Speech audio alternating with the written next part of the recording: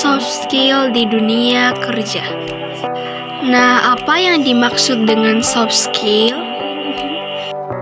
Menurut Weber dan kawan-kawan, soft skill adalah keterampilan interpersonal manusia atau perilaku yang dibutuhkan untuk menerapkan teknis dan pengetahuan di tempat kerja.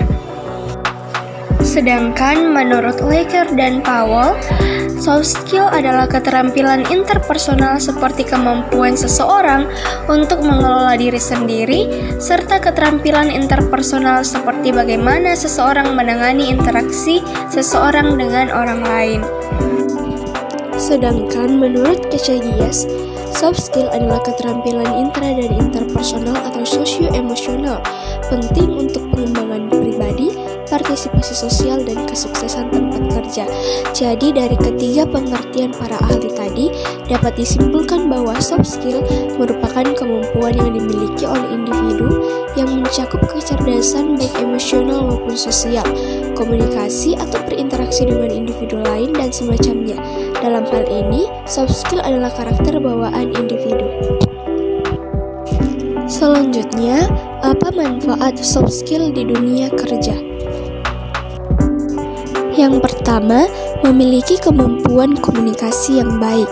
Yang kedua, mampu bersosialisasi dalam tim. Yang ketiga, kemampuan persuasi dan negosiasi. Yang keempat, menumbuhkan rasa percaya diri.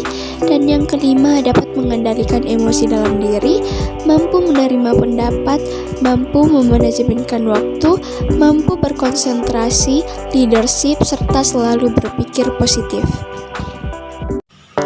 Bagian yang terakhir adalah soft skill apa saja yang dibutuhkan di dunia kerja. Yang pertama, teamwork. Teamwork atau kemampuan bekerja sama adalah kemampuan yang kompleks. Keterampilan ini mensyaratkan kepribadian yang tidak egois dan tidak subjektif. Yang kedua, keterampilan berkomunikasi.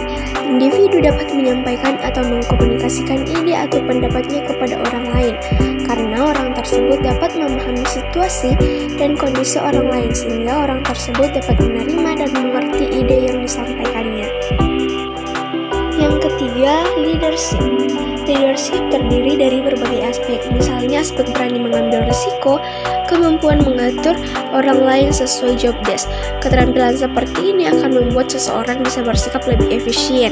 Individu yang memiliki skill leadership akan bisa meyakinkan orang-orang di sekelilingnya. Yang keempat, problem solving.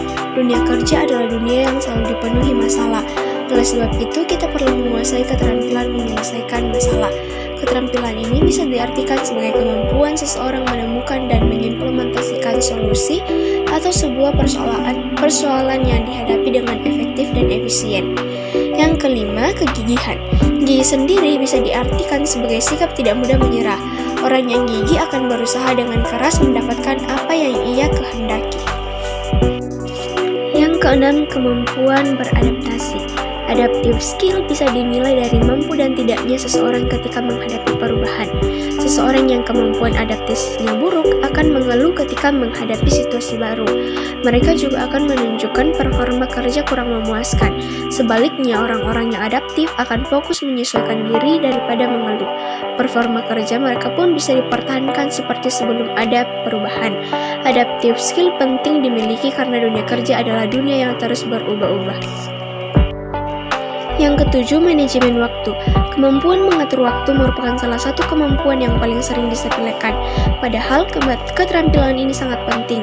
Orang yang tidak pandai mengatur waktu, hidupnya akan berantakan dan kerjanya akan kurang memuaskan, tidurnya tidak cukup dan ia pun sering telat. Mereka yang memiliki tendensi suka menunda pekerjaan biasanya memiliki time management yang buruk.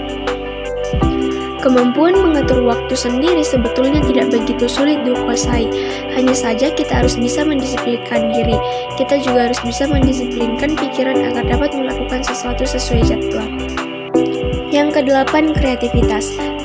Kreativitas adalah suatu sikap dan keterampilan yang ditujukan dengan kemampuan seseorang berpikir dan bertindak secara tidak konvensional. Seseorang yang kreatif sering dianggap nyeleneh namun juga inovatif. Yang terakhir adalah networking. Networking skill adalah keterampilan yang mencakup kemampuan seseorang memperluas dan mempertahankan relasi dengan orang lain. Keterampilan seperti ini tidak mudah diimplementasikan. Kebanyakan dari kita akan merasa lelah bila harus menjaga kontak dengan banyak orang.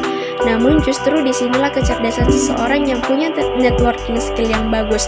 Mereka yang memiliki networking skill yang baik biasanya dapat membangun relasi dengan cara yang lebih efisien. Demikianlah yang dapat saya jelaskan mengenai pentingnya soft skill di dunia kerja. Semoga bermanfaat. Sekian dan terima kasih.